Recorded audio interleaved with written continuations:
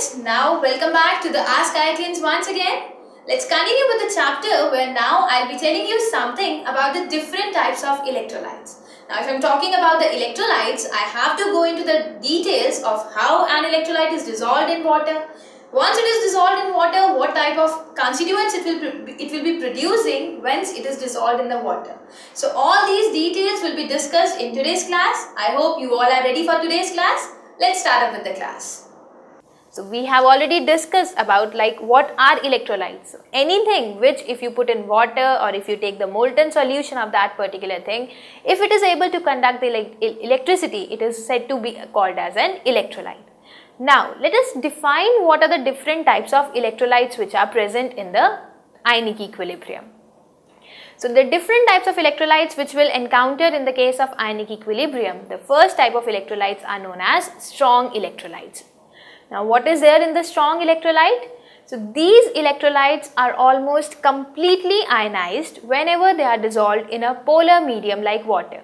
Now why are we talking about polar medium like water? Because any polar medium will be found to have a very high value of dielectric constant. So if I am taking that factor into consideration, that I have taken a solvent which is having a very high dielectric constant, that means that it will by its own try its maximum effort so that it can dissociate the ion. Now if on taking a polar solvent like water, and if that electrolyte is found to have maximum degree of dissociation, that type of electrolyte is known as strong electrolyte. So in the solutions, these are very good conductors because they will be producing maximum number of ions. For example, all the acid solutions like mineral acid solution, for example HCl, KOH, you have bases, HNO3 and you have NaOH. So these acid and bases are very good conductors of electricity, and these are strong electrolytes because they completely get dissociated into the aqueous solution. So their degree of ionization is high and it approaches unity. So I can say alpha, I will not write it equal to 1, but I can say alpha is approximately equal to 1. The other type of electrolytes on the other hand are known as weak electrolytes. And what is there in the weak electrolytes? As the name suggests, these are not completely ionized when they are dissolved in the polar solvent. Although you are taking a polar solvent in which you are dissolving this electrolyte, even though we are taking a polar solvent, but still it is because of the intrinsic property of the electrolyte that they will not be completely dissociated, and hence they will behave as poor conductors of electricity. And the examples for such are, you can have acetic acid. So for acetic acid, we generally write the equilibrium as CH3COOH is in equilibrium with CH3COO minus plus H positive. Another examples for the weak electrolytes are H3PO4, H3BO3, NH4OH, etc. Now in the case of acetic acid, which we have already written, like you have CH3COOH which is going to form CH3CO minus plus H positive. Now we say that let's now for example take CH3COOH, and I am saying it gets formed to CH3COO minus plus H positive. So if I am taking 1 mole of acetic acid, that means in the initial case when time t is equal to 0, we say we have the reactant as 1 mole. So I write 1 here and there are no products, so this is 0 0, or I can put a dash dash. Now let me say the amount of acetic acid which is dissociated is alpha. Now if the amount of acetic acid dissociated is alpha, I can say if alpha amount of acetic acid gets dissociated, I will get alpha moles of CH3CO minus and I will get alpha moles of H positive which will be formed. And what will be, so this is at time t is equal to t, what will be the amount of acetic acid left in the solution? It is nothing but 1 minus alpha. So I can say that the degree of ionization for weak electrolytes is very much less than unity. So alpha is found to be very less than unity. And the other examples for this are, you can also take HCN. So you have ammonium hydroxide. So these are the few examples of all those kind of electrolytes which are quite weak electrolytes because they do not conduct electricity to their maximum. Why? Because the degree of dissociation for such electrolytes is found to be very less.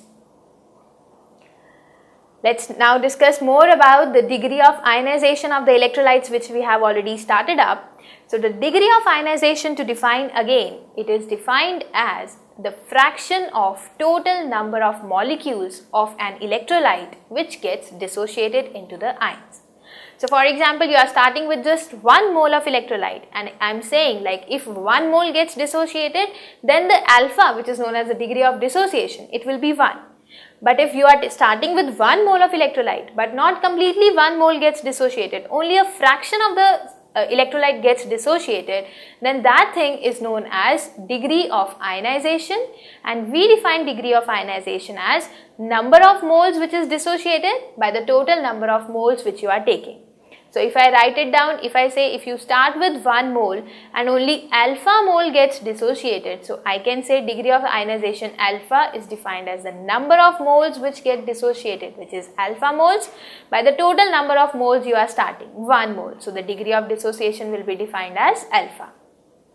And what is percentage ionization? Percentage ionization will be termed as 100 times alpha. So I can say alpha will be termed as the percentage ionization by 100.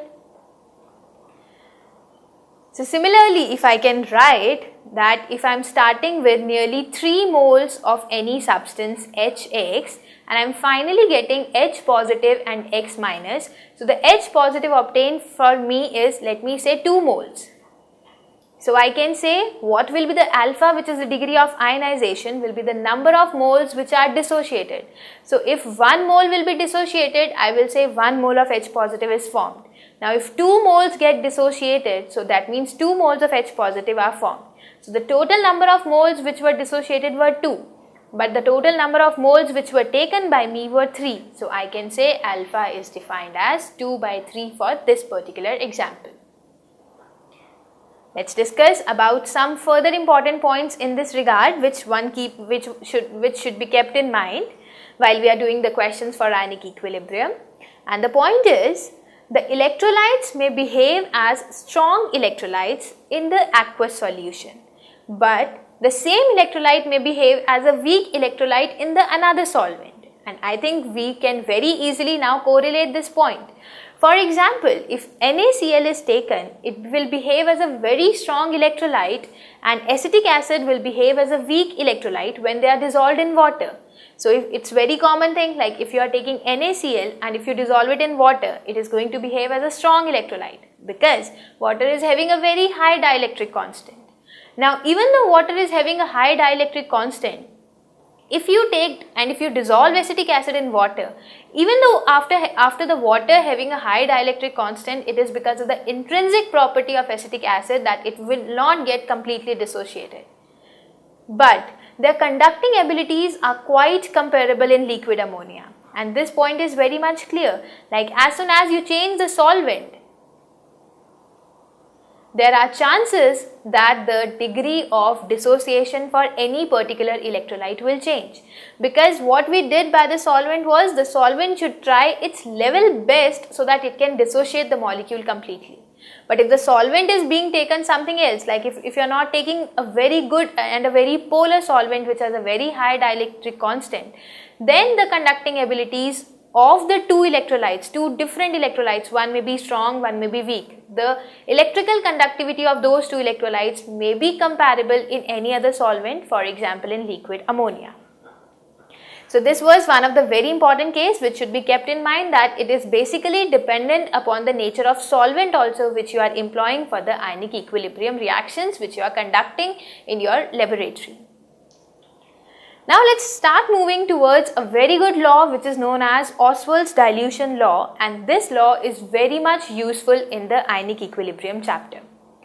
Now what is being said according to the Ostwald's dilution law? This states that there exists a dynamic equilibrium between the ions and the undissociated molecules of the electrolytes in the solution, and the law of mass action can be applied to this. we all have studied about the law of mass action in physical equilibria. Now this Ostwald's dilution law is nothing but it is a kind of application of law of mass action to the chemical equilibrium and to the chemical reactions. So I say that, for example, you have NaCl and you dissolve it in water. So there is always an equilibrium which will take place between the undissociated NaCl molecules and the dissociated molecules Cl minus and Na positive and Cl minus. Maybe we should not write about this equilibrium in the case of NaCl because we know that NaCl is a strong electrolyte. So rather than following this equilibrium, it should actually follow a single straight line towards the final reaction. But if you take any other weak electrolyte, for example acetic acid, so you are taking acetic acid and you are dissolving acetic acid in water, you will find that it gets dissociated into acetate ions and H3O positive ions. And according to the Ostwald's dilution law, there will always be an equilibrium which is maintained between the undissociated molecules of acetic acid and the dissociated molecules or dissociated ions, which are nothing but CH3CO minus and H3O positive in this case. And if we see how this law can be called as an application of the law of mass action, we can say that for this thing let us consider a binary electrolyte AB. So if I am considering a binary electrolyte, that means it consists of two components. One is A positive and the another is B minus. So I say that this AB gets dissociated to form A positive and B minus. The same way as we did in the case of acetic acid, let us say at initial time, let's say t is equal to 0, the concentration of AB was kept as C.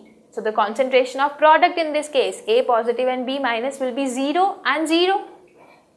Now if I say the degree of dissociation for this electrolyte AB is alpha, so I say 1 mole of AB, it is not completely dissociated and only alpha moles of AB gets dissociated. So if 1 mole would have been dissociated, I would have obtained A positive as 1 mole and B minus as 1 mole.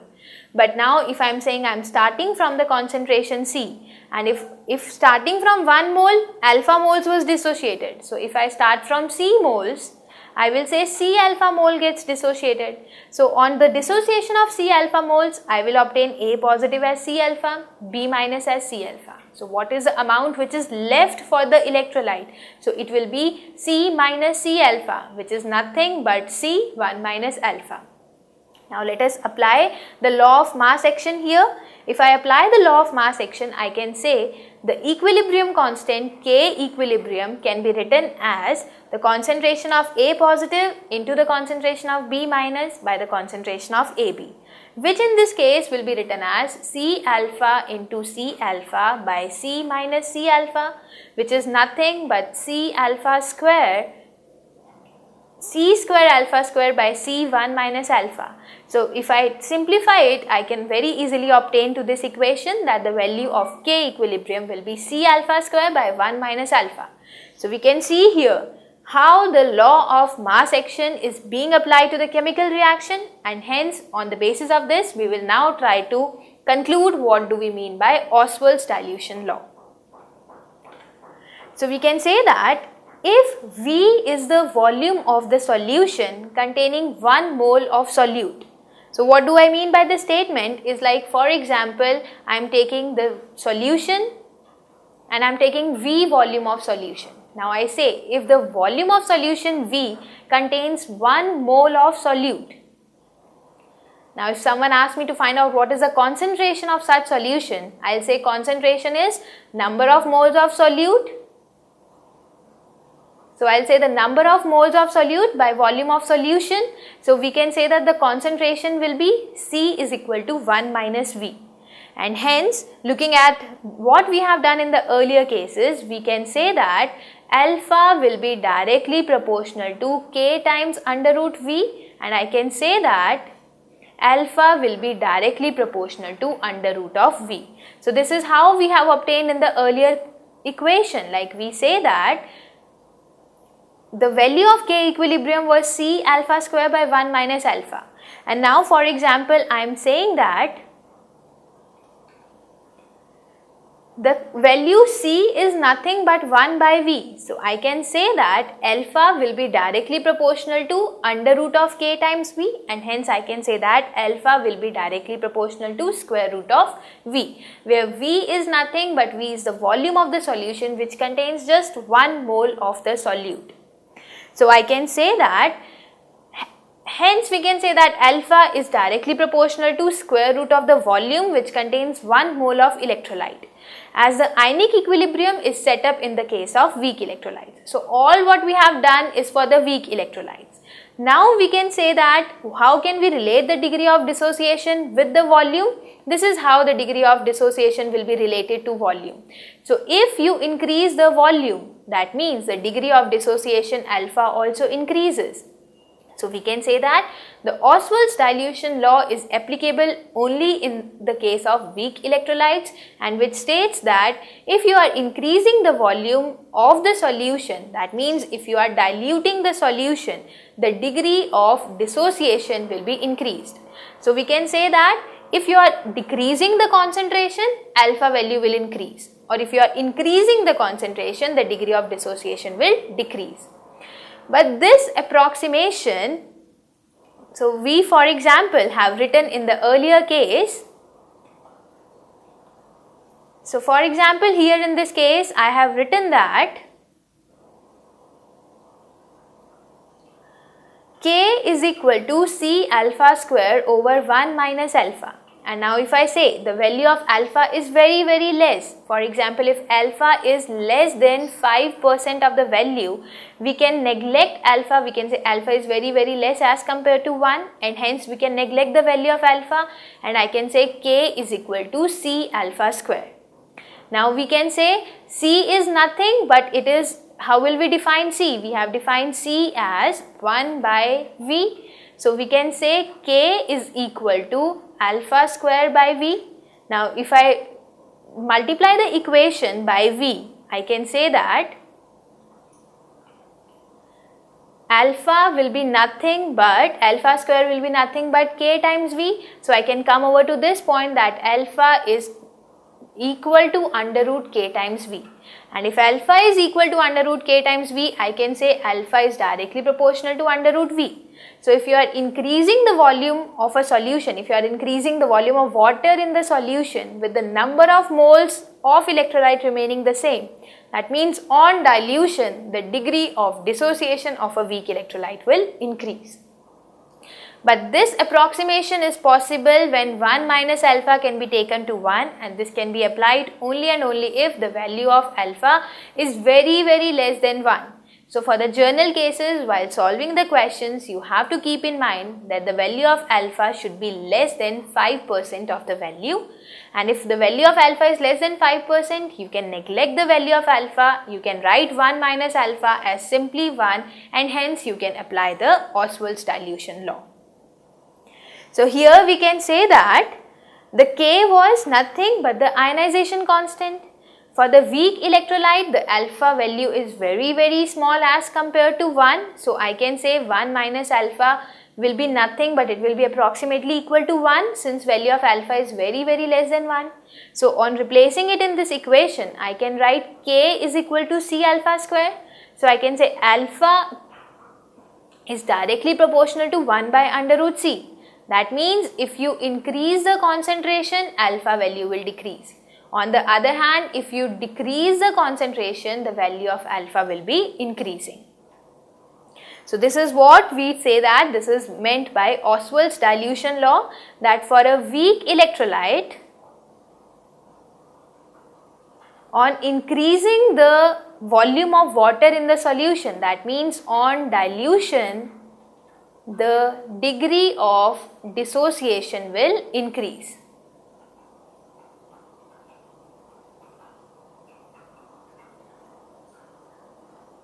Now we say that if on the other hand alpha is coming out to be more than 5%, then we will have to apply the exact formula and we'll have to first of all calculate the value of alpha as follows. So what we were doing there, we said that we can write K is equal to C alpha square over 1 minus alpha. Now there were two cases. If the value of alpha is very less than 1, so that means alpha can be very easily neglected as compared to 1. Now if you are neglecting the value of alpha, the equation becomes simpler and we can say K is equal to C alpha square. So we can say alpha square is equal to K over C, or we can say alpha is equal to root Ka over C, where Ka is nothing but the dissociation constant for any acid. Now, if we say alpha value is not less than 5%, or if we say alpha value is not less than 1, so we have to solve this entire equation. So K is equal to C alpha square by 1 minus alpha. I can say K minus K alpha is equal to C alpha square. So I can say that C alpha square plus K times alpha minus K is equal to 0. This is nothing but a quadratic equation of the form ax square plus bx plus c is equal to 0, for which the solution is generally given by this particular equation, where you find the value of alpha or x as minus b plus minus under root b square minus 4ac by 2a. So if I compare this equation with what we have written here, C alpha square plus K alpha minus K is equal to 0, I can say alpha is equal to minus B plus under root B square K square minus 4 times C times K plus by 2 times C. So you have to use this entire exact formula, and using that formula only you will be able to calculate what is the exact value of alpha, since we cannot use approximation in this particular equation. Now students, let's try to solve certain examples so that whatever we have started becomes more clear to us. So the first question that has been given to us is, you have to identify the non-electrolyte, the strong electrolyte and the weak electrolytes in the aqueous medium of the following substances. So there is a list of substances which has been given to us, and we have to basically identify which out of these substances will behave as strong electrolytes, or they will behave as weak electrolytes, or they behave as non-electrolytes. Now we know that, let's make out the table for strong electrolytes. So here I'll be making the table for strong electrolytes, for weak electrolytes and for non-electrolytes. So the first thing which is given to us is NaOH, and we all know that NaOH is a strong electrolyte because it gives us Na positive and OH minus. Now let's move over. It says that HCl, we also know that HCl is a case of strong electrolyte because it also gives us H positive and Cl minus. NaCl is also the case of strong electrolyte. So I can say that HCl also follows the formula H positive plus Cl minus. Similarly, NaCl also follows the formula for Na positive and Cl minus, and the three fall in the case of strong electrolyte. Now, another example given to us is NH2CONH2, which is urea. And we know that it is very difficult for any urea molecule to get dissociated. So if urea molecule doesn't get dissociated when dissolved in the solution of water, we say that it will fall under the category of non-electrolytes. So I can put it here and I can say urea is a kind of a non-electrolytic solution. Now let's move over to another example given. So we have H2SO4. Now once again we know that H2SO4 is a mineral acid and hence it is going to behave as a strong electrolyte. Now if we talk about H3PO4, this is strong. So if we talk about H3PO4, we say that H3PO4 is not a strong acid, it's not a strong electrolyte, it simply exists in the form of 3H positive plus PO4 3 minus. So it is an example of a weak electrolyte. So we'll keep it aside also. Next, let us talk about the case of HCN. As we have seen earlier also, HCN also follows the case of weak electrolyte where there exists an equilibrium between H positive and Cn minus ions. Now let's see, the other thing which is given to us is NH4OH, since we have discussed in details that ammonium hydroxide also is a weak electrolyte which follows this given equation where you have NH4 positive and OH minus. So NH4OH, it gets dissociated into these two particular ions. Now let's talk about KOH, and KOH is very commonly known to be a strong electrolyte. It follows the equation K positive and OH minus and hence acts as a strong electrolyte. Then another example is C2H5COOH.